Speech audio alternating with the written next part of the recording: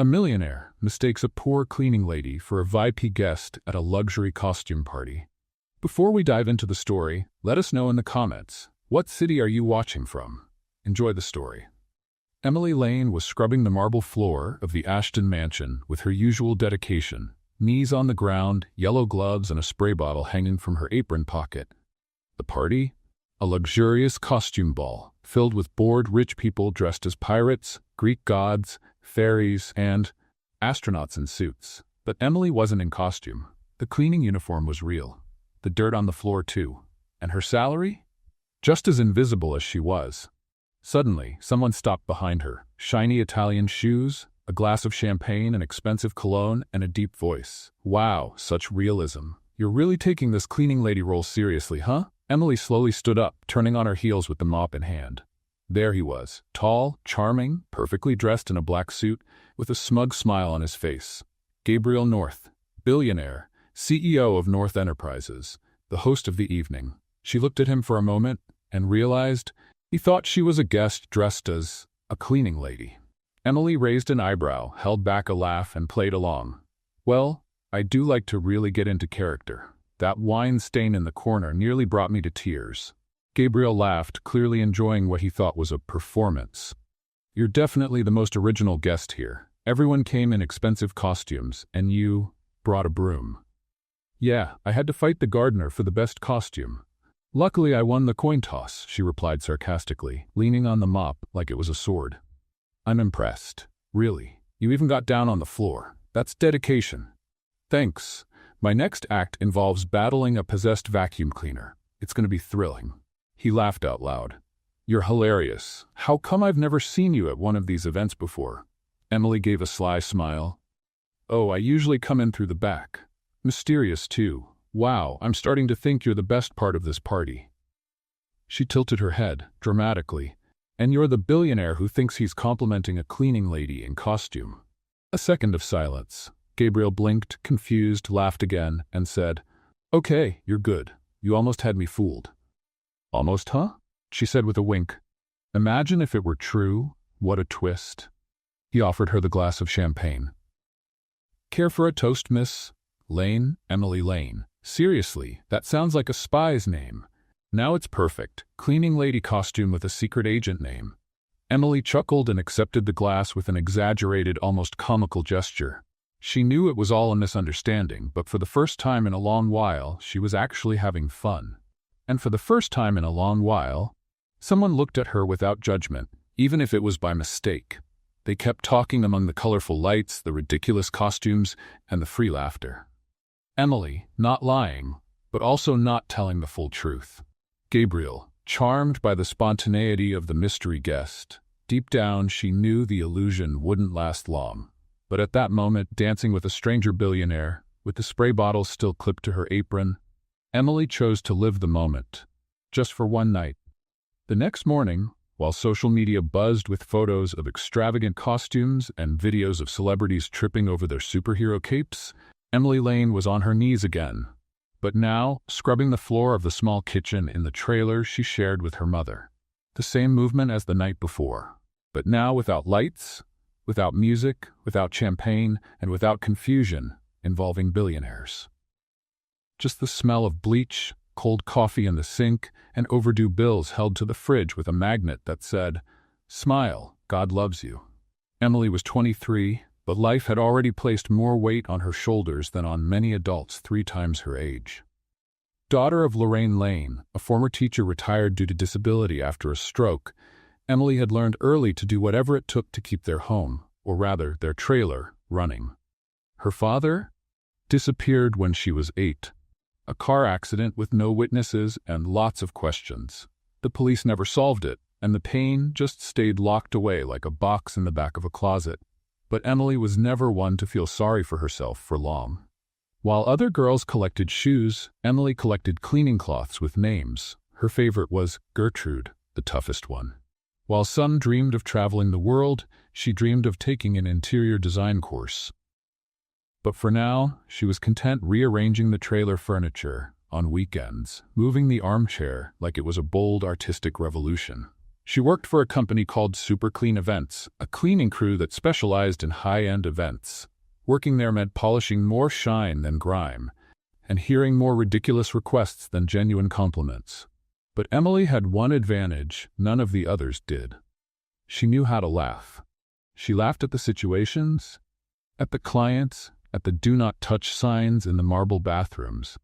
She even laughed at her own life, maybe so she wouldn't cry. And maybe that's why on that night at the costume party, even kneeling with a mop in hand, she didn't get offended when a billionaire mistook her for a VIP guest. In fact, she thought it was funny. The world was so absurd sometimes that if someone wanted to believe her life was a stage play, why not let them? That same morning, she had made oatmeal for her mom, sat at the plastic kitchen table, and told her the whole story, laughing between spoonfuls. "You should have seen it, Mom. The richest guy at the party praising me for mopping the floor with such passion. Said I was really getting into character. I almost gave myself the award for Best Dramatic Janitor in Hollywood." Lorraine, who had trouble speaking but smiled with all her love, just murmured, "And you let him believe that?" Emily shrugged. "Well, I didn't lie. I just didn't correct him. He thought I was a guest? Fine by me. I just can't fall in love, right?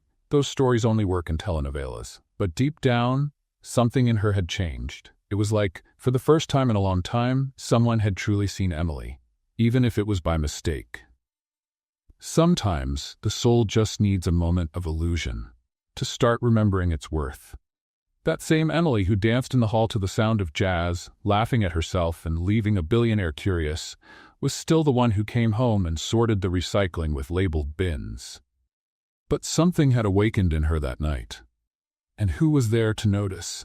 Only a certain mutt named Spud, who she adopted after finding him abandoned near a fancy restaurant that threw out food like the world was only hungry for appearances. Spud was her quiet companion during thoughtful moments. And that afternoon, lying on the worn-out couch with Spud snoring on the rug, she whispered, "Imagine, Spud, if he found out the truth." The dog let out a long sigh. Emily did too. Then she laughed. "He'd probably run off to wash his hands, huh? Bet he's never held a mop in his life. Probably thinks disinfectant comes in a wine bottle." And then the phone rang. "Hello? Emily Lane? This is North Enterprises. Mr. Gabriel North asked if you could come to the office tomorrow at 9 a.m. He'd like to speak with you in person." Emily went silent. She looked at Spud. The dog opened one eye, scratched his ear, and lay back down. She cleared her throat. "Just one question. Does he know who I am?"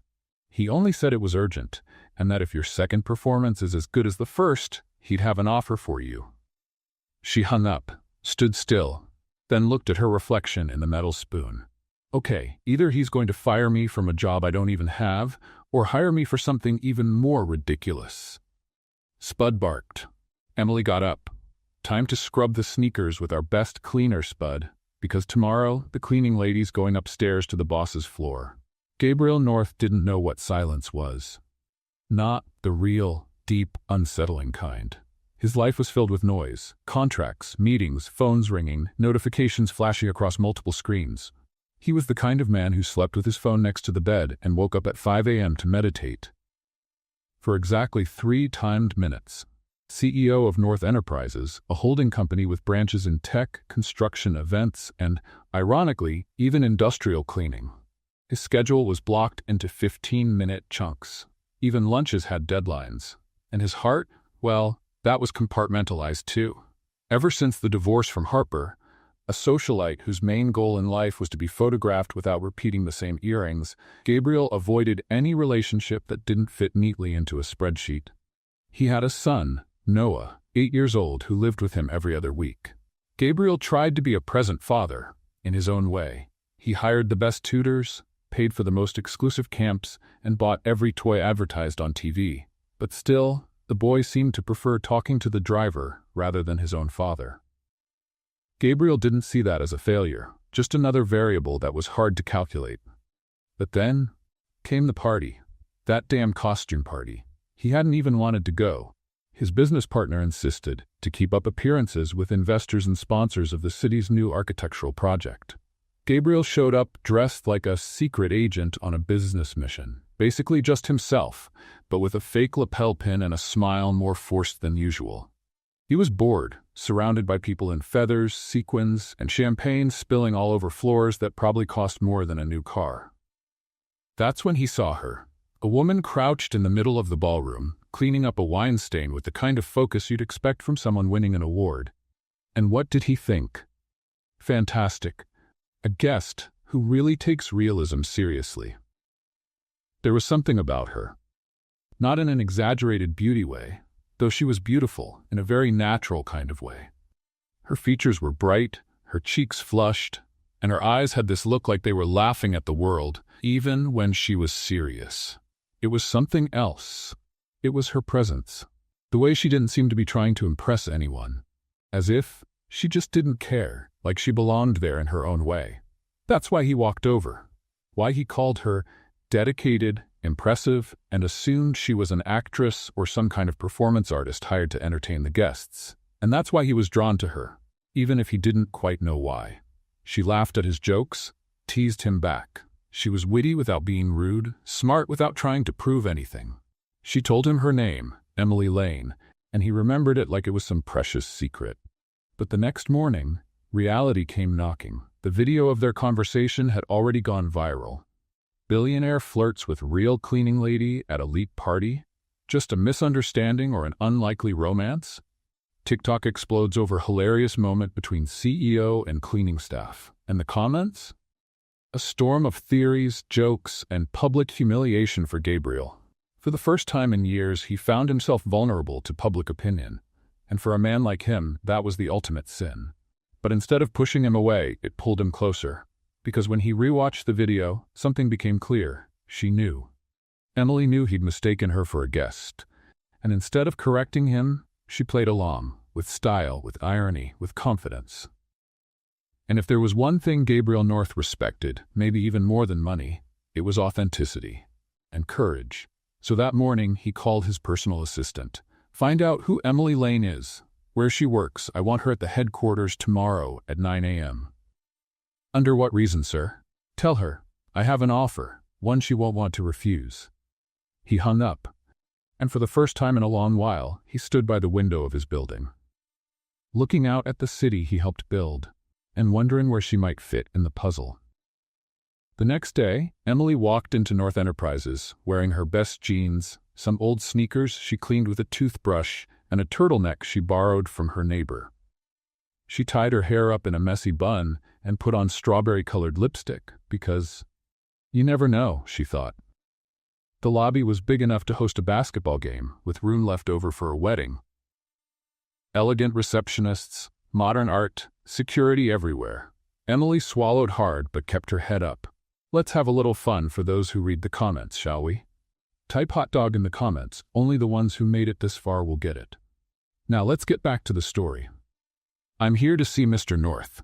The receptionist looked her up and down. Name? Emily Lane. He's expecting me. They were the longest 10 minutes of her life before she was called to go up. Gabriel North met her in a glass room on the 42nd floor. Panoramic city view. Air conditioning cold enough to freeze emotions. And there he was, standing with his hands in his pockets.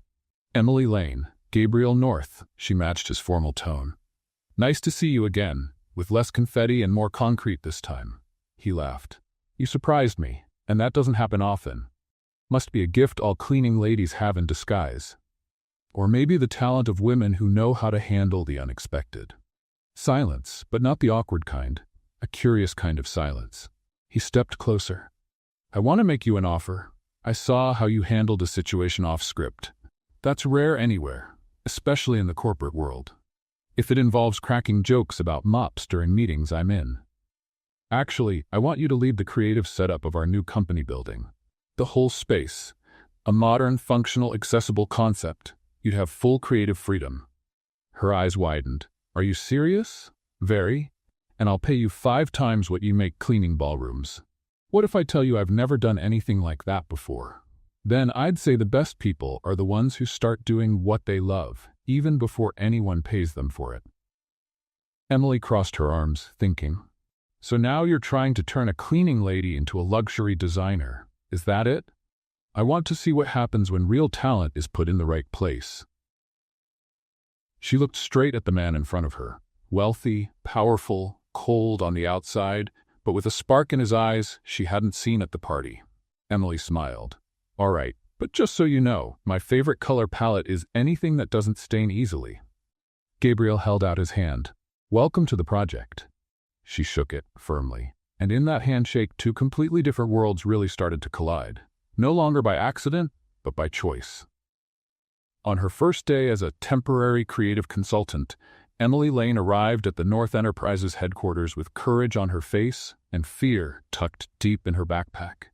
Gabriel had placed her under the supervision of the project's lead architect, a Frenchman named Laurent, who spoke more with his hands than with his mouth. "You're the cleaning decorator?" he asked, wrinkling his nose like he'd smelled a dirty rag. Emily took a deep breath and answered with her best defense, sarcasm. "Yes, but don't worry. I only decorate using vinegar and baking soda." Laurent huffed, but Gabriel walked into the room and, with a simple nod, silenced the Frenchman like he had remote control. "She reports directly to me. But Mr. North, with all due respect, she has no formal training. And you have no common sense. See, we all have our talents." Emily held back a laugh, but inside she was keeping score. Little by little, she began to move through the new office floors, offering simple, effective ideas that surprised the suits. Plants in the hallways to bring warmth, modular desks to avoid isolation, neutral colors with pops of orange, because no one can fall asleep with orange flashing on the walls, she said. But with every step forward came the whispers. Some employees recognized her from the viral party video. Others just gave her dismissive looks. "That's the mop girl. The boss's favorite. There's probably some kind of deal going on." Emily heard it all, and she hid behind the same smile she'd worn since she was 12, when her mother used to say, "The world will treat you like trash. It's up to you to decide if you'll shine anyway." By the 3rd week, Gabriel started showing up more often at the project. Sometimes just to check the progress. Sometimes just to hear Emily mock the carpet choices. Sometimes just to hear her voice. They didn't hide the lightness between them so much anymore. The silly jokes, the unexpected laughs, the glances that lingered half a second too long. "You've changed," he said one afternoon, leaning against the model room wall. "Oh, it's the new disinfectant. It smells like self-esteem." He laughed, she laughed, and the silence that followed said more than any words. But what seemed like a feel-good romantic comedy with a predictable ending turned into an earthquake the next morning. The digital tabloid Manhattan Secrets dropped a bombshell. North Enterprises CEO involved with cleaning staff after costume party. Subheadline: Sources claim the relationship began during work hours. The article included a photo of the two. Gabriel smiling, Emily with her arms crossed in front of the company building. Nothing incriminating. But the article made up what the photo didn't show. According to it, Emily had been promoted in exchange for personal favors. There were anonymous quotes from employees. Nasty theories. Vicious insinuations. In the comments, another one who climbed the ladder with a mop. Cleaning lady with VIP talent. The boss's new love? Must be a love for drama. Emily read it all with wide eyes and frozen hands. The first thing she did was rush to Gabriel's office. "Did you see this?" He looked up from his tablet and nodded, way too calm. "Well, Sue." "Sue? That's what you have to say? Do you know what this is going to do to me?" "To you?" "Emily, this is a direct attack on my reputation." She went quiet for a moment, like she'd just been punched in the stomach. "Oh, I see. Your reputation. You're being attacked too." "No, I'm being crushed. You'll go to a meeting with your lawyer. I'll go back to being the cleaning lady who got too ambitious." Gabriel stood and stepped closer. "That's not how I see it." "No? Then tell me, did you ever think about telling people you hired me because you saw talent? Or did you just let them think I'm a distraction?" He didn't answer, and this time the silence screamed louder than any scandal. Emily walked out. She took the stairs down all 42 floors. At the bottom, she saw her face on a newsstand, smiling next to Gabriel. Caption: Beauty and Cleaning, North's New Love. On the sidewalk, reporters crowded around. Cameras, microphones, questions without filters. "Emily, were you really a cleaner? How did you get that job? Are you dating the boss?" She covered her face with her hand and ran. "Not home. Not to work. She ran anywhere that felt far away from that plastic world.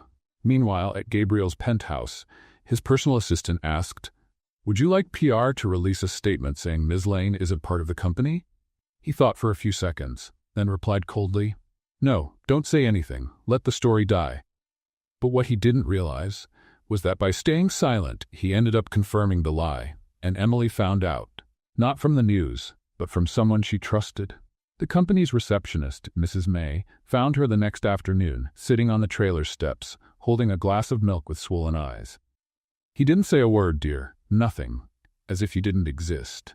Emily gripped the glass tightly, swallowed her pain and said, "It's okay. I've been invisible before. I'd just forgotten how it felt." The city didn't stop, and neither did Emily Lane, even though every part of her wanted to lie down, wrap herself in a blanket, and shut out the world. Emily knew one thing: shame doesn't pay the bills. So 2 days after the scandal, she put on her best button-up blouse, the one without bleach stains, fixed her bun on top of her head, and stepped out of the trailer walking as confidently as she could fake. "Where are you going, sweetheart?" her mother asked with a weak voice. "To take my name back." And that's exactly what she did. She didn't go back to the North Enterprises headquarters. She didn't talk to reporters. She didn't look for Gabriel. Emily went straight to the one place where she'd always felt valued: her neighborhood community. The community center where she volunteered teaching home organization on Tuesdays. Mrs. Ruth's store, where she helped redesign the window displays using recycled materials. The small library where she sorted children's books. There, no one called her the undercover janitor or the scandal star. There, she was just Emily. And that was enough. But fate, with its own sense of humor, was just getting started. While she was rearranging children's books at the community center, a man in a navy blue suit walked in. "Are you Emily Lane?" She slowly turned around. The man held a folder and a nervous smile. "I'm from Grant Publishing. I saw your interview on the community channel yesterday." "Interview?" "Yes. A lady with blue hair spoke with you and recorded the whole thing. The part where you said, 'I don't need a badge to prove my worth. I create my own opportunities, even if it's with tape and creativity.'" Emily's eyes widened. That had been a casual chat with Mrs. Ruth, not an interview. That ended up online. It went viral. "And honestly, you spoke better than most influencers out there. I'd like to talk to you about writing a monthly column. Something like urban survival design." Emily almost knocked over a stack of books. "You want me to, right? We want more than that. We want your perspective, your creativity, your story." She smiled. For the first time since the scandal, she felt alive again. And that was just the beginning. Week 1. Emily launches her column. The article, "How to Decorate for Under $50 and Still Impress Your Mother-in-Law," breaks view records. Week 2. A local TV show invites her for a weekly segment. She shares tips like reusing cans, fixing up furniture with old fabric, and making scented candles from orange peels. Week 3. An influencer reposts one of her quotes. "Being poor isn't ugly. What's ugly is treating those with less like they're invisible." The public loved it. Comments poured in. "This woman is a ray of sunshine." She made it without a red carpet. Emily Lane for president. The irony? Emily was rising faster outside of Gabriel's company than she ever had inside it. Meanwhile, Gabriel watched it all from a distance. On his laptop screen, he followed the numbers, the videos, the columns, the interviews. Emily was thriving, and she wasn't using his last name. She didn't need his approval. She had risen on her own, and that left him torn. Part of Gabriel deeply admired what he saw. Another part felt out of place. He was used to being the starting point for great stories. He didn't know how to handle someone growing in spite of him. Not because of him. That's when Noah, his son, walked into the room and said, "Dad, why did you let her go?" Gabriel closed the laptop, caught off guard. "It's not that simple, son." "It is. You stayed quiet when people said bad things about her. If it were me, you would have spoken up." The boy crossed his arms. "She helped me with my science project, taught me to glue with homemade paste and build a model with soap boxes. She was cool. And now, she's gone." Gabriel said nothing. That night, he stepped out onto the penthouse balcony. The cold wind hit his face, but he barely noticed. He kept thinking about everything he didn't say. Everything he didn't do. For the first time, someone had touched his life without asking for anything in return. And he had let the world label her without lifting a finger. But that wasn't going to happen again. The next day, Emily got a call from the community center. "Emily, there's a man here. Tall, expensive suit. Looks like he's never sat on a couch covered in plastic. Is it him? He brought a toolbox and a bunch of plants." Emily hung up and ran over there. Gabriel was on his knees, trying to install a shelf. He was sweating buckets, had a scratch on his arm, and looked like he'd cursed every screw in the store. "What are you doing?" she asked, stunned. "Trying to make things right, with nails and plants. Is it working?" She crossed her arms, looking at the mess around him. "You brought ferns to a community building? I thought it would give the place a more tropical feel." She laughed. "So did he." "Well, I don't know if ferns fix hurt feelings, but for the effort you earn a point." "1 point? Out of how many?" "Out of 1,000. "Great, only 999 to go." Emily shook her head. But deep down, she knew. Gabriel North was trying. No speech, no spotlight. In his awkward way, he was really trying, and she was ready to see where that might lead. Gabriel North was never the kind of man who bent easily. Not to competition, not to feelings. All his life, he believed vulnerability was a risk, and any sign of weakness was an invitation to fall. So he built walls. High, cold, impenetrable. He preferred numbers over people, meetings over dates, contracts over conversations. Until Emily Lane walked into his life like a storm disguised as a breeze. Since the scandal, a lot had changed. But what surprised Gabriel wasn't how much people were talking about Emily. It was how he couldn't stop thinking about her. Her gestures, her clever remarks, the way she handled chaos with humor. It was like she had shown him a whole new world, one where being genuine mattered more than appearances. Emily, on the other hand, stood strong. After being thrown into the eye of the public storm, she could have disappeared. But she didn't. She showed up in the most authentic way she could. She went back to her community, restarted projects with kids and retired women, redecorated the local library with hand-painted produce boxes, and used what she had: talent, strength, and courage. The world noticed. Local papers started calling for interviews. YouTube channels wanted to know more about the woman who overcame prejudice with creativity and humor. One comment she made, recorded accidentally by a friend during a casual chat, went viral. "If the world sees me as a cleaner, that's fine. What it forgets is that a cleaner also decorates, organizes, and transforms." That sentence spread like wildfire, and it was enough to change the course of her story. Gabriel watched all of this from a distance, and the more he saw Emily shine, the more he realized he might never have truly understood what it meant to have value. Because she, without needing anything from him, was showing everyone, and herself, that she had always possessed something precious: dignity. And the difference now was that the world was finally paying attention. Emily didn't want to see Gabriel again. It still hurt to remember his silence when she needed him the most. But then, out of nowhere, he started showing up. At first, quietly. A note left at the community center with a potted plant, for the architect of hope. Then, in person. Sleeves rolled up, sweating while trying to install crooked shelves. It was ridiculous. And also, genuinely sweet. She could have told him to leave. But she didn't. Because deep down, something about that clumsy attempt to fix with actions what couldn't be fixed with words touched her heart. They began seeing each other more. No labels, no promises. She organized charity sales. He showed up with quiet donations. She ran a recycled paper craft workshop. And he, even though he couldn't fold a paper airplane, volunteered to paint tables, even if he ended up with paint in his hair. At one of these events, Gabriel picked up the microphone at the end of the evening and surprised everyone. He spoke only a few words, but they carried weight. "I was trained to recognize numbers, metrics, results, but this woman taught me how to recognize real worth. And that, no graph can explain." Emily lowered her eyes. Her heart wanted to believe. Her mind was still protecting itself. On the way home, he walked her to the bus stop. The wind was cold. She rubbed her hands together, trying to hide the chill. He took off his scarf and, without saying a word, wrapped it gently around her neck. She didn't take it off. "You don't have to do this," she said, not looking directly at him. "I know, but I want to," he replied.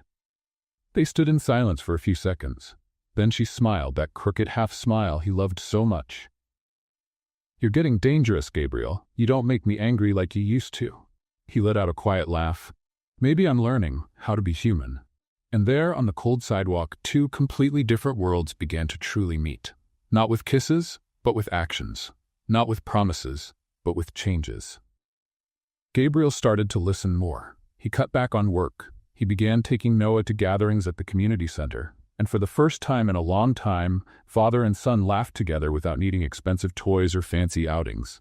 Everything was simple and so powerful. Emily changed too. She started to trust again, to let herself laugh more, to share fears, dreams, even plans. Little by little, the image of the distant billionaire was replaced by the image of a man who tries. The transformation wasn't about her becoming more refined or him becoming an average guy. It was about finding common ground, where respect, affection, and honesty were more important than social differences. One afternoon, while they were setting up a workshop for recycled toys, Noah came up to Emily and said, with the kind of honesty only a child can have, "You're the coolest person I've ever met. You don't even seem like a grown-up." Emily smiled, crouching down to look him in the eyes. "And you're the smartest boy in the world. Just don't tell your dad or he'll get jealous." Noah laughed, and Gabriel, listening from a distance, smiled quietly. That night, at home, he found a printed photo from the costume party video. Emily, kneeling, spray bottle in hand, badge hanging from her neck. Himself, laughing, unaware of the mistake he was making. He placed the photo in a picture frame. Beside it, he added a handwritten note she had given him long ago. "If you want to find me, I'll be where simple things still matter." Gabriel held the frame with both hands. He had bought companies, built skyscrapers, won awards. But now, all he wanted was to learn how to live in that world of simple things where Emily Lane reigned without needing a throne. Because sometimes, you have to lose control to find what really matters. And in that moment, he knew, if there was still a chance with her, he wouldn't let it slip away. The auditorium lights were mostly off, except for a warm spotlight on the stage, where Emily was arranging recycled glass vases and lamps made from ice cream containers. That evening's event would be the city's first big community exhibit on sustainable design, her idea, brought to life with the help of dozens of volunteers and neighborhood kids. It felt strange being there. Strange and wonderful. A space that once seemed reserved for the wealthy and powerful was now filled with plastic chairs, paper streamers, and drawings taped to the walls. And even though it was simple, the place was packed. Journalists, mothers with their kids, small business owners, everyone wanted to see the work of the girl who started with a mop and became a symbol of creativity. Gabriel arrived 10 minutes before it started. No bodyguards, no entourage. Just him, wearing a light shirt, dress pants without a jacket, and a look that said he wasn't quite sure how he felt. He sat in the back row, watching Emily on stage with the focus of someone watching a play. He saw her adjust the banner that read, "Creative Exhibit Handmade," kneel to place a sculpture made of bent silverware, and smile at a child running down the aisle with a drawing in hand. Then, the lights came on fully. The audience clapped, and Emily stepped to the center of the stage with a microphone. Her voice, though steady, carried emotion. "Good evening. First, if you came here expecting a fancy event with a cocktail bar and live music, I'm sorry to disappoint. But if you came looking for inspiration, real stories, and ideas that fit both your budget and your heart, then yes, you're in the right place." The audience laughed, the kind of laugh that hides admiration. Emily continued, "Everything you see here was made with discarded materials, and with something you can't buy in any store, the desire to make a difference. I don't have a design degree. I've never been called an influencer, but I've learned that sometimes what we do with what we have is more powerful than what we buy with what's left over." The audience clapped again, louder this time. Gabriel swallowed hard. In that moment, he saw it clearly. Emily no longer needed his approval. She didn't depend on his validation or anyone else's. The world was finally seeing what he had been too afraid to admit. She was extraordinary, and he had been too small when it mattered most. The event continued with children's performances, short behind-the-scenes videos, and a special moment when Emily invited some of the residents who helped build the project to join her on stage. Each one shared their story. A 70-year-old woman talked about how she learned to dream again. A former house painter showed his artwork made with leftover paint found in the trash. A teenage girl who nearly dropped out of school spoke about how Emily encouraged her to turn her old notebooks into art. There was no background music or special effects, but each story hit straight in the heart, the kind of hit that changes you, that wakes you up. After nearly 2 hours, people started saying goodbye. Emily, tired but happy, sat at the edge of the stage, kicked off her tight shoes and rubbed her aching feet. That's when she heard footsteps approaching. She looked down the center aisle, and there he was, Gabriel, serious, his eyes steady, fearless, something different, something more open. She sighed, but didn't get up. "Came to see if I'm really good with glass and hot glue?" she asked, not quite looking at him. "No, I came to see with my own eyes what was already obvious. You've built something far greater than anything I've ever done." She gave a faint smile. "Good to know. Now all that's left is for you to say that out loud when people claim I got ahead because of your name." "You rose because you were never afraid to start from the bottom," he said, stepping closer. "And I was afraid. Afraid to be seen with you in public. Afraid of looking weak. Afraid of what people would say. And in that fear, I lost myself." Emily looked up. Her eyes were bright, but there was no bitterness in them. Just tiredness and a trace of hope. "You left me alone when I needed you most, Gabriel. And just because you're standing here now saying all the right things doesn't mean it all disappears." He nodded. "I know. I'm not here to ask for forgiveness. I'm here to ask for a chance to do things differently. To prove it with actions, not words." "Actions like what?" "Like this." He pulled something from the inside pocket of his shirt and held it out to her. A laminated document. Emily took it and read it. It was a land transfer contract for a property on the outskirts of the city. At the bottom of the page, her name. "What is this?"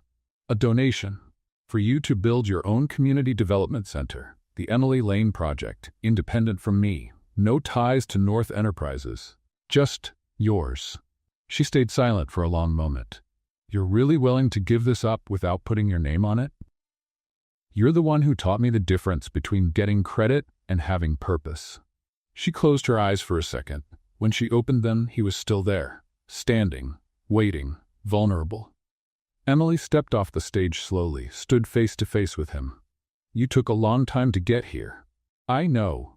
She held the contract, took a deep breath. "Then listen to me, Gabriel. I don't want flowers or speeches. If you want to stand by me, you'll have to sit on the floor with the kids, glue paper with flour paste, and walk around with glitter on your forehead from time to time. Deal? And no sending a driver, okay? Around here, we ride in the back of Mrs. Olga's truck when we need to." "Got it. I once held Steve on my lap in a 3.2-star Uber. I think I can handle Olga." Emily smiled. A soft, clear smile. The kind that closes one chapter and opens another.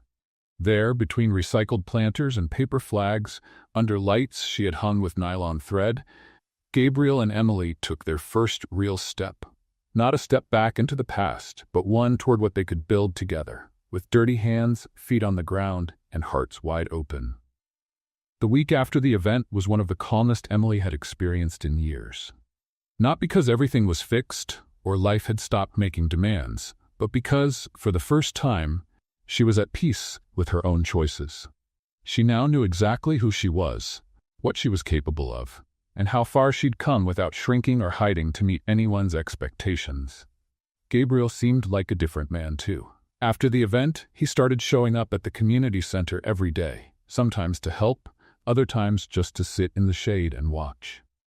He watched the children laugh, the older women painting walls, the teens turning soda cans into lamps, but most of all, he watched Emily. It was as if seeing that world through her eyes made him more human. One ordinary Saturday, Gabriel showed up earlier than usual. Emily was still sweeping the main hall when she saw him walk in with Noah by his side. The boy was holding a large box with a big red bow. "We brought reinforcements," Gabriel said as Noah stepped forward with the excitement of someone about to reveal a secret. "This is for you," the boy announced, We made it together. Emily slowly opened the box. Inside, a miniature model. The new community center Gabriel had donated, with every detail crafted from cardboard held together with tape and love. She smiled, holding back tears. Noah, this is amazing. Dad helped with the measurements, but the rooftop garden was my idea. Gabriel cleared his throat, a little awkward. She asked for something green. I just added things up. Emily knelt down to hug the boy, her heart warming. You should consider a career in architecture. Only if you're my client, he replied, eyes shining. That afternoon, they spent hours building and rebuilding little spaces with toy blocks. Gabriel, his suit jacket slung over the back of a chair, helped Noah glue windows onto the model, while Emily poured lemonade into an old thermos. It was a simple moment. Quiet. Homely. But somehow, full of meaning. There they were, the billionaire, the former cleaning lady, and the bright-hearted boy, unknowingly building something that felt a lot like a family. Emily still kept her feet on the ground. She knew real life wasn't a fairy tale. But it was hard not to imagine a future filled with what-ifs. What if this lasted? What if he really was changing? What if, this time, a happy ending was actually possible? But every calm carries a hidden cloud. And that one arrived on Monday. While organizing some papers at the makeshift reception desk, Emily received an envelope with no return address. Thick paper, sealed with red wax. When she opened it, she found a court summons. The building Gabriel had donated was being contested by Harper, his ex-wife. She claimed the donation violated their divorce agreement and that half of Gabriel's assets were still under review before being transferred. Emily read it again and again. The words blurred before her eyes, but the message was clear. The community center was now part of a legal dispute. Gabriel arrived 30 minutes later and found her standing in the hallway, the envelope still in her hand. You knew about this? She asked directly. He frowned, took the paper, and read it right there. His face hardened. No, this is Harper's doing. She can't stand that I made a decision without her. But you should have seen this coming. You knew it could be a problem. Why didn't you warn me? Because I didn't think she'd go after this. She didn't just go after the project, Gabriel. She went after me. Again. And once again, you stayed silent until it was too late. He stepped closer, trying to keep his voice calm. I'll fix this. I have the best lawyers. This will be undone. And in the meantime, the school we were setting up here, the class that starts next week, are we supposed to wait for the paperwork to sign off on hope? Gabriel didn't respond. He knew she was right. Not for donating the building, but for not protecting her from the legal fallout. If you really want to be part of this, Gabriel, you need to stop treating the world like it's your chessboard. Around here, we play with broken pieces, and still, we win. He lowered his eyes, swallowing his pride. You're right. I always was, but now, it hurts. That night, Emily couldn't sleep. She thought about the center, the children, the elderly, the women who relied on that place as a space to grow and breathe. She thought about how her life had turned into an emotional roller coaster on shaky tracks, and she thought about him. The next day, Gabriel came back. But this time, he brought Noah and a folder. This is the new contract. I spent the night with my lawyers. The building is now in the name of a new foundation, separate from me, personally or legally. It's called the Lane Foundation. You're the president. I'm just a donor. Emily took the folder, read it silently, then looked up. You got me out of this. No, I just stepped out of the way. Now it's all yours, officially. Legally, with protection, the way it should have been from the start. She closed the folder, took a deep breath. Thank you. Gabriel took a step forward, then stopped. I don't expect anything in return. Just keep doing what you do. The world needs it. Emily nodded, but deep down, something inside her still trembled. Not everything was forgiven, but maybe it was starting to heal. The signed contract was still on the table at the community center when Emily looked out the window and saw Gabriel outside, sitting on the concrete bench with Noah next to him. They were both holding a bag of popcorn and seriously debating whether a rocket made from a plastic bottle could really fly. She wasn't in a hurry to join them. She just watched. For the first time, she looked at that man with the freedom of knowing that what they had now didn't depend on favors or debts. He wasn't the boss anymore. She wasn't the exception. They were. Just two people trying to find their rhythm in a world where nothing was predictable. Gabriel laughed. Really laughed, throwing his head back with his eyes closed. Noah nudged his arm, saying he didn't know anything about toy physics, and Gabriel responded with an overly dramatic act of defeat, falling to the side on the bench. Emily came down the front steps without being seen. When she got closer, Noah was the first to notice. "Emily, Dad says gravity doesn't apply to bottle rockets." "Well," she answered, crossing her arms, "he might be right.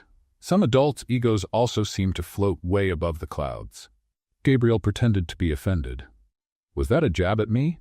It was almost direct. Noah laughed out loud, tossing popcorn in the air and trying to catch it with his mouth. Right then, it felt like time had paused, like the world's clock had taken a generous break to let that unlikely trio create a memory. A good one. The kind you keep where it matters. Gabriel invited the two of them on an outing the next weekend. Not a fancy dinner or a social event. Just a day outside the city, at a fruit farm where visitors could pick what they wanted and pay by the pound.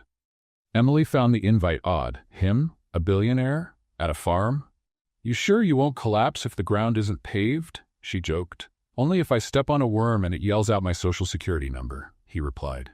And off they went. The day was clear, the sky wide open like it rarely was that time of year. Noah ran through the rows of strawberry plants, his shirt already stained red within the first hour. Emily wore a wide hat borrowed from Mrs. Ruth and carried a wicker basket on her arm. Gabriel, well, he wore boots bought just for the occasion, and looked like he was trying hard to act natural, holding the basket with one hand and swatting bees with the other. But little by little, he relaxed. When Noah tripped and landed in a haystack, laughing at himself, Gabriel didn't rush over worried. He sat next to him and laughed too. Emily, a few feet away, smiled instinctively. It was strange to see them like that. Naturally connected. No effort, no script. Late in the afternoon, they had corn cake on a wooden porch while the sun slowly set, coloring everything orange. It was there, resting her head against the bench, that Emily felt something new. It wasn't just admiration anymore. Not just affection. It was the kind of love that grows when you see someone let go of their pride, not to impress, but to belong. And Gabriel, he didn't need to say anything anymore. His eyes said it all. It was like he was finally watching life unfold in real time, without the thick glass of hurry and power keeping him from the things that matter. On the way back, Noah fell asleep in the back seat. Emily sat in the front, watching the road. The music on the radio was soft. Gabriel drove with one hand on the wheel, the other resting on the gear shift. There was silence between them, but it was a good silence. Full. Rich. Not the kind that makes you uncomfortable, but the kind that soothes. "Thanks for today," he said, eyes still on the road. "You did well, even picked real fruit without worrying about the price." "I have to admit I'm traumatized by strawberries. I think I picked about 30 bad ones before finding a good one," she smiled. But then her voice softened. "You really want this, don't you?" "Want what?" "This family thing. Even after everything, you still want to build something." He took a deep breath. The road was long, the headlights lit only what was needed, and his answer came out as honest as could be. "I do, but I'm not in a rush. Not with you." Emily turned her head toward him. There was something in his eyes she hadn't seen before. A kind of surrender, yes, but also care. "I'm not easy, Gabriel, and I'm no prize. The difference is, now I know that." She looked down for a moment, then turned back to the window. When they got to her place, Noah was still asleep. Gabriel carried him in his arms to the trailer door. Emily unlocked it carefully and made room for him to lay the boy down on the old couch, covered with a colorful blanket. "He feels at home here," Gabriel whispered. "It's because there's real love here, and sandwich cookies hidden behind the flour," she replied. Gabriel let out a soft laugh. "And me? Can I feel at home here too?" She looked at him. She almost didn't answer. She just nodded. He stepped closer, slowly, their faces just inches apart, breathing in sync, but they didn't kiss. Not yet. It wasn't the right time, because when love is real, waiting is part of building something meaningful. And in that moment, Emily realized, the past may have hurt, but the future was still unwritten, and maybe finally ready to be rewritten.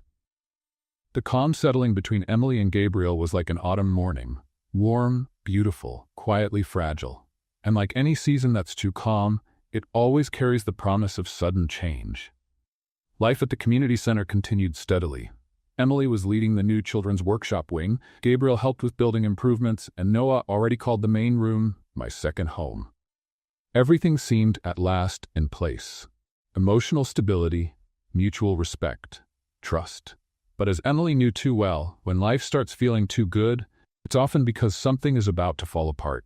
It all started with an envelope, another one, but this time with her name handwritten on it. It was a simple letter, yellowed paper, carefully folded, no postage mark. Someone had quietly left it at the front desk of the community center. Emily opened it cautiously, and within the first few lines she felt the ground shift beneath her. Emily, you don't know me, but I know your story. And I know who Gabriel North really is, more than you can imagine. He destroyed my family, and now he's trying to look like a good man. Don't fall for it.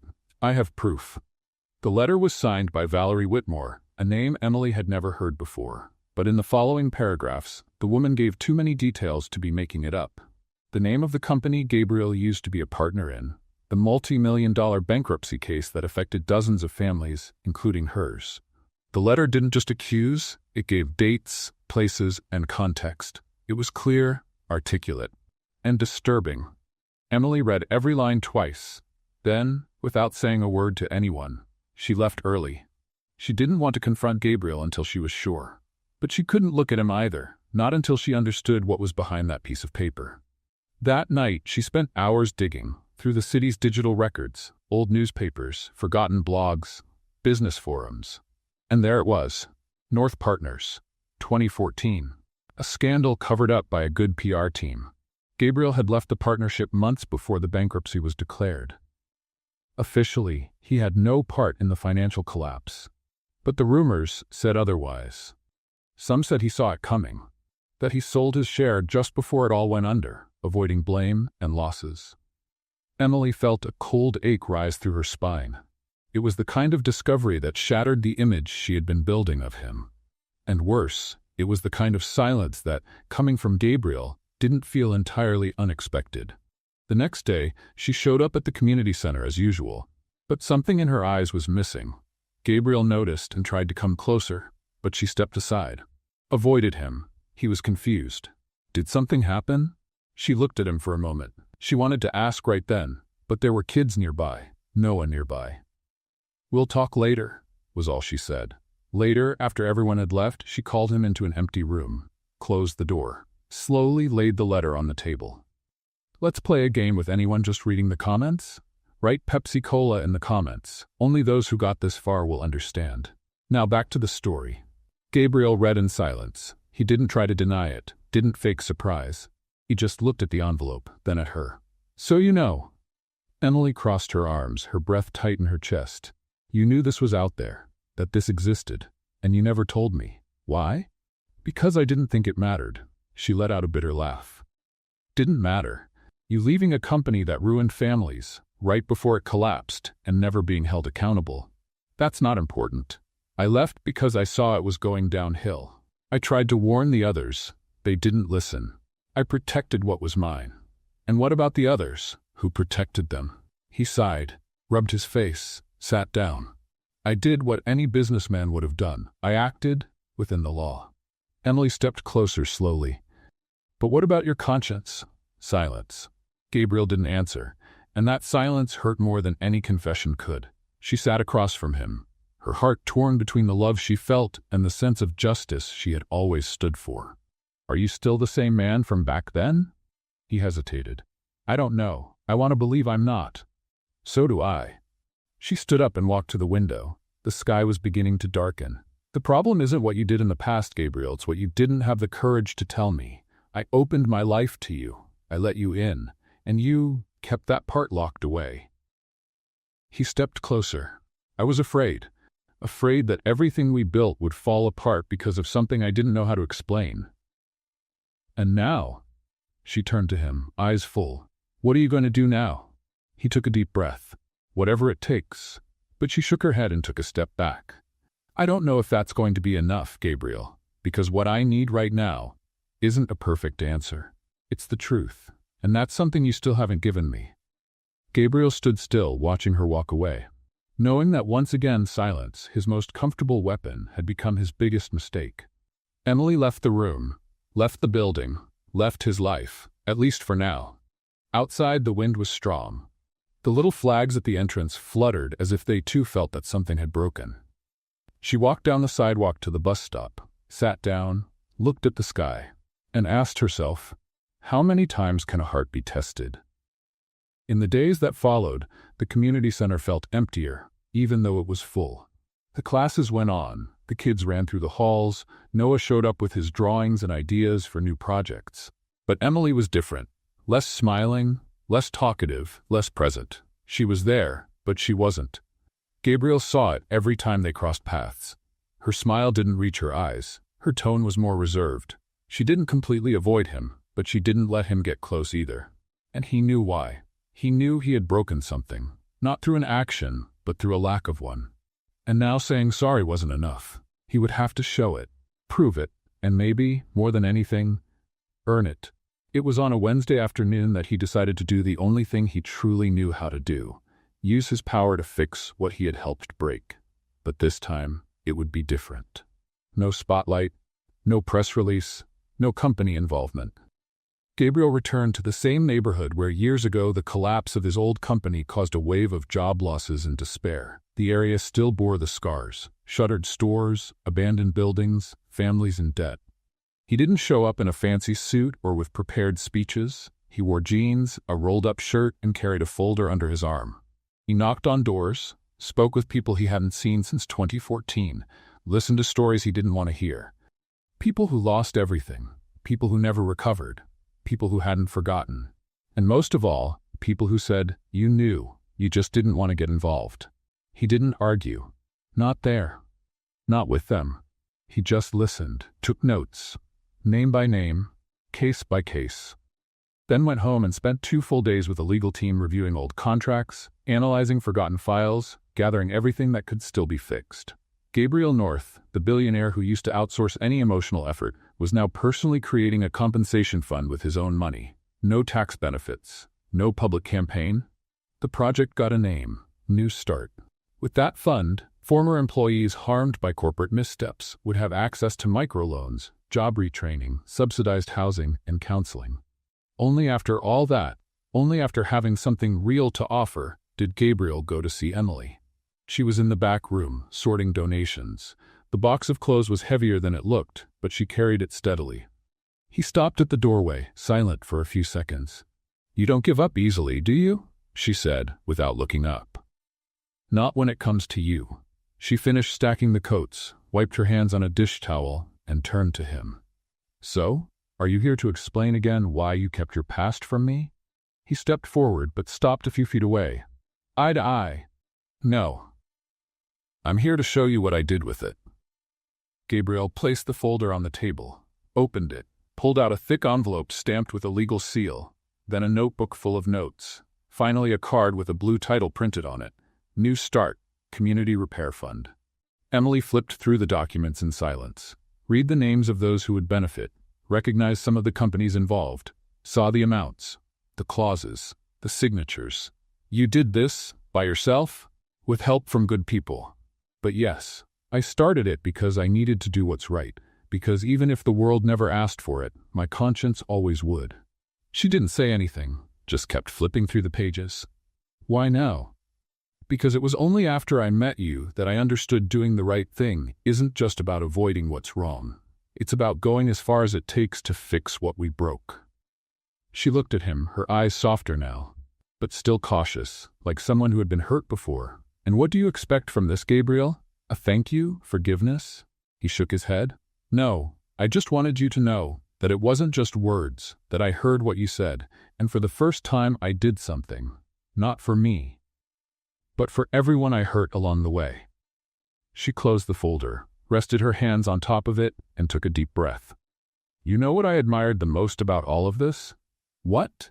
"That you didn't post it, didn't record it, didn't turn it into some kind of personal marketing. You just did it, and that is rare." Gabriel gave a slight smile, relieved, but he didn't move closer. I don't know if this changes how you feel about me. It does, she said sincerely. It really does. She took 2 steps forward until she was right in front of him, and with one hand gently touched his chest. But it's still scary. He nodded. For me too. Emily smiled for the first time in days, a shy, honest smile. Maybe we're still under construction. You've always liked transforming places, haven't you? Places, people, hearts, but I only stay if the foundation is solid. And is it now? She looked at him, at everything he represented, at everything he had done, and with a small nod she replied, It's starting to be. Gabriel didn't hug her, didn't kiss her, he just held her hand, and in that simple gesture there was more promise than in 1,000 speeches. Their new beginning had finally begun. Gabriel held Emily's hand like someone holding something rare. Not with force, but with intention. It was a small gesture, but filled with everything they had been through. The doubts, the silences, the stumbles, the unspoken apologies. They stood there for a while without moving, without speaking, just feeling. Slowly, Emily rested her head on his shoulder. That simple act brought a small, almost childlike smile to Gabriel's face, as if he was afraid that even breathing too loud might ruin the moment. That night, he didn't leave. Not that he stayed in a romantic sense. It wasn't that kind of staying. He simply remained, sitting on the porch of the community center, talking with her under the clear sky, the two of them sharing a bottle of iced tea and old stories. Emily talked about her father who disappeared when she was a little girl, how she learned to fix the trailer's plumbing by herself, using online tutorials, and the time she cried in secret because a teacher told her she would never go far wearing a janitor's uniform.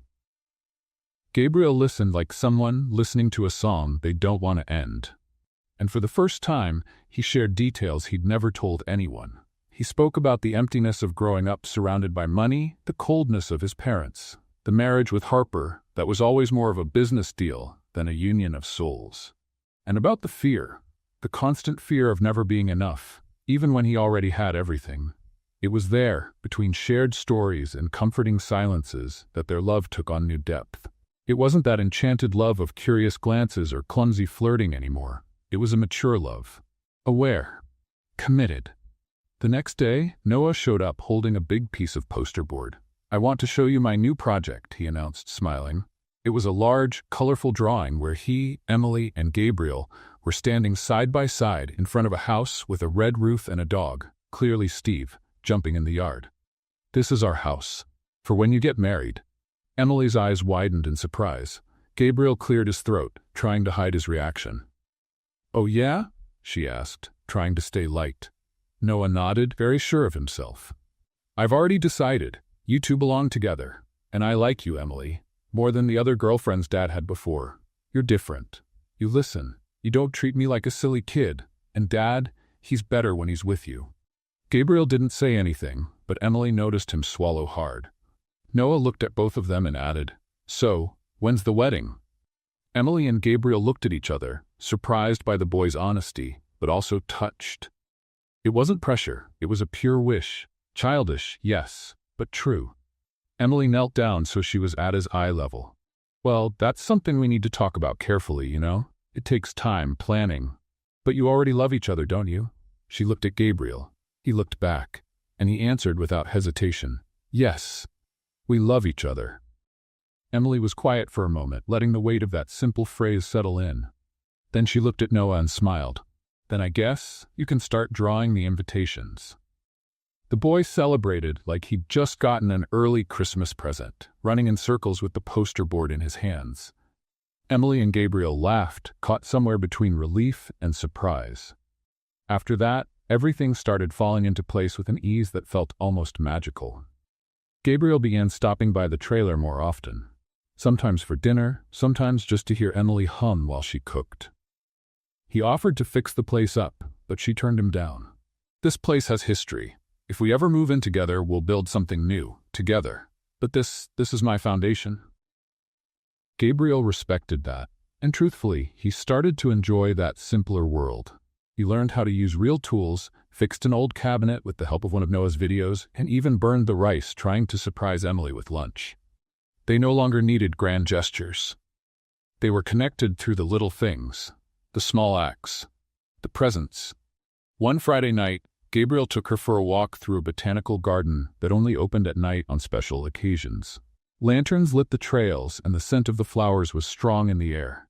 At the end of the path, there was a small glass greenhouse with benches. Inside, a simple arrangement awaited them. Daisies, Emily's favorite. She smiled when she saw it, then turned to him. "All this just to propose to me, Gabriel North?" He smiled too, but he didn't answer. Instead, he pulled a small box from his pocket and opened it, revealing a delicate ring with a small blue stone, the same shade as her eyes. "No, this is just to show you how much you mean to me. The proposal, that comes later." She picked up the ring carefully, like someone holding something far more precious than jewelry. "It's beautiful. It's you." She hugged him right there, tightly, fully, sincerely. And as they stayed there, surrounded by flowers, soft lights, and the silence only full hearts can create, one thing became clear. The worst was behind them. What they had now was a future. On a cloudy Monday morning, Emily arrived early at the community center to set up for the new gardening class with the kids. It was a normal day, just like many others since peace had settled in again, or so it seemed. Noah ran up to her with his backpack open, pulling out drawings with seeds glued to wet cotton. Gabriel was supposed to come later to help paint the flower pots. Emily had her gloves on, hands in the soil when the phone rang. It was Rachel, one of the assistants at North Enterprises. "Emily, is Gabriel with you?" "No. He said he'd be here around 10. Why?" On the other end, Rachel's voice was urgent. "He was in a car accident on his way to the office." Emily froze. For a moment, the world seemed to slow down. "What do you mean? Is he okay?" "He's conscious, but he was taken to the hospital. It was raining heavily, and the car hydroplaned. He swerved to avoid another vehicle. The crash was bad." Emily hung up before hearing the rest. She dropped everything, asked Mrs. Ruth to watch Noah, and ran. The streets felt longer, louder, farther away. In the taxi, she shook. Fear, uncertainty, the memory of everything she had already lost in life. It all came back at once, like someone had forced open the door to a locked room. She arrived at the hospital, heart racing, asked at the front desk, was taken to the second floor. When she entered the room, she saw Gabriel lying there, arm bandaged, a few scrapes on his face and a tired look. But alive. She ran to him. "Are you out of your mind?" It was the first thing she could say, eyes full of tears. "Wasn't it enough to almost lose you once? Now you want to scare me to death?" Gabriel gave a weak smile. "I wanted to see you this morning. I was going to bring you coffee and cheese bread from that place you love. And you thought you needed to flip a car for that? Just wanted to speed up the surprise." She held his hand tightly, sat on the edge of the bed, took a deep breath. "When they called me, for a second, I thought I was going to lose you. Again, and I realized I'm not ready for that." He turned to look at her. His gaze was intense, even through the pain. "Emily, marry me." She blinked. "What? No flowers, no new ring, no garden lights, just here with the smell of antiseptic and hospital air. But honest, you and me, the realest way possible." Emily felt her chest tighten, and then she opened up. "Are you sure? You're really going to propose all banged up and with messy hair?" "Well, now I have an excuse if you say no. I can blame the concussion." She laughed, tears running down her face. "Yes, Gabriel, yes, but not just because you asked now. Yes, because I already said yes a while ago. I just needed you to be the man you are today." He breathed a sigh of relief and smiled. At that moment, Noah ran into the room with a new drawing in hand. "Did you guys get married?" Emily and Gabriel looked at each other. "We did," she said. "Right here." Noah climbed up on the bed carefully, hugging them both. "Now we're officially a trio." Gabriel laughed, even through the pain. Emily rested her head on his shoulder. And there, in room 208 of an ordinary hospital, no decorations, no flowers, no music. What many would call the most important moment of their lives was born, not because of the proposal, but because, for the first time, there was no doubt. They belonged to each other, and they were ready to build whatever came next, together. Time seemed to move differently after that day in the hospital. Gabriel needed 2 weeks of rest because of a fractured arm, but he didn't let that pull him away from his routine. In fact, he started showing up even more at the community center, now with Noah always by his side, and almost always holding Emily's hand. If the bond between the three had been beautiful before, now it was clearly unbreakable. It wasn't just the accident that had changed something. It was the certainty. When fear knocked on the door, Emily realized she couldn't imagine life without him anymore. And Gabriel, for the first time, stopped trying to control time, the future, and all the possibilities. He simply chose to live. "I don't want a wedding in a 5-star hotel," Emily said one afternoon while they were organizing paperwork on the center's porch. "And you won't have one," Gabriel replied with a smile, "unless the hotel accepts payment in recycled flower pots and Noah's drawings." She laughed without hesitation. "I want something that's ours, something with meaning, something that fits who we are." And that's how they decided. The wedding would be held in the backyard of the community center, with sunflowers planted by the kids, little flags made from leftover paper, and chairs borrowed from neighbors. Gabriel refused to rent an expensive suit. He wanted to wear a simple, light linen shirt that matched Emily's dress. Also simple, sewn by Donna Ruth and carefully altered by one of the sewing students. Noah took charge of the invitations. He made each one by hand, with colored pencils and glitter. A lot of glitter. He invited school friends, the supermarket security guard, the lady who sold candy on the corner, and even the bus driver who passed Emily's trailer every morning. "It's a wedding," he said. "Everybody needs to know real love exists." And it truly did. On the big day, the sun came out shyly, the kind of light that doesn't burn, just warms. The children ran through the yard holding baskets with paper petals. Steve, the dog, wore a little blue bow tie, because according to Noah, every best man should look sharp. Emily walked slowly between the rows of chairs. Her white dress was light with lace details on the shoulders and a simple ribbon around the waist. Her hair was in its usual messy bun, but with a small flower on the left side. A touch from Noah. People stood up. Gabriel stood at the improvised altar, barely able to hold back his smile. He wore the light linen shirt, beige pants, and eyes that sparkled. He had never looked so calm, so complete. As Emily reached him, he held out. "You look beautiful," he whispered. "You're alive," she replied, which is already a miracle on its own. Everyone laughed. The ceremony was heartfelt but light, with no over-the-top moments. A neighbor from the community, who was also a pastor, led the vows with warmth and simplicity. Love that starts on the ground, literally with a mop in hand, can grow to be the strongest of all. Because it's already proven it can survive the dust, the stumbles, and even the falls. Gabriel and Emily, you are proof that love doesn't need luxury, only truth. Noah brought the rings. They were in a small box he made himself from recycled wood, with E+G carved in with the tip of a compass. Gabriel slid the ring onto Emily's finger with a steady look. "I promise to be the man you've taught me to be, and to love you with the same respect you gave me, even when I didn't deserve it."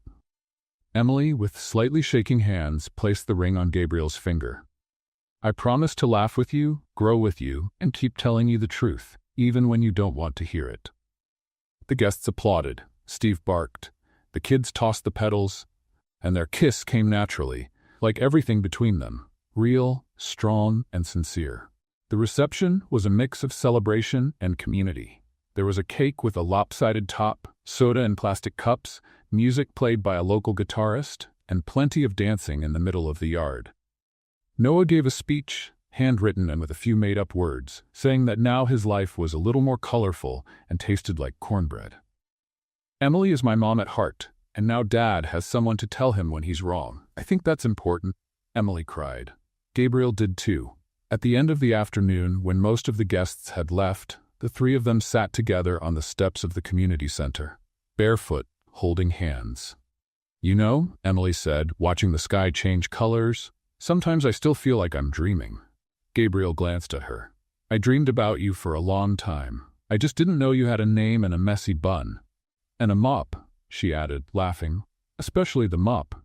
Noah, lying with his head resting on both their laps, looked up at the sky and whispered, "Do you think I'll love like that one day too?" Emily and Gabriel looked at each other.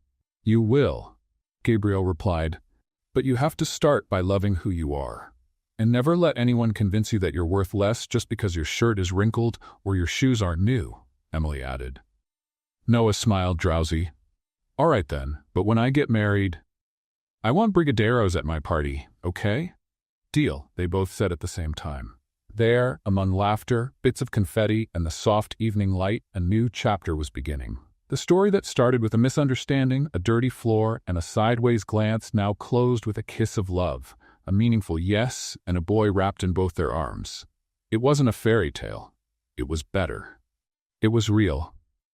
What did you think of Gabriel and Emily's story? Share your thoughts in the comments. On a scale from 0 to 10, how would you rate this story? Don't forget to subscribe and turn on the notification bell to follow all our stories. And be sure to check out more heartwarming stories right here on the end screen.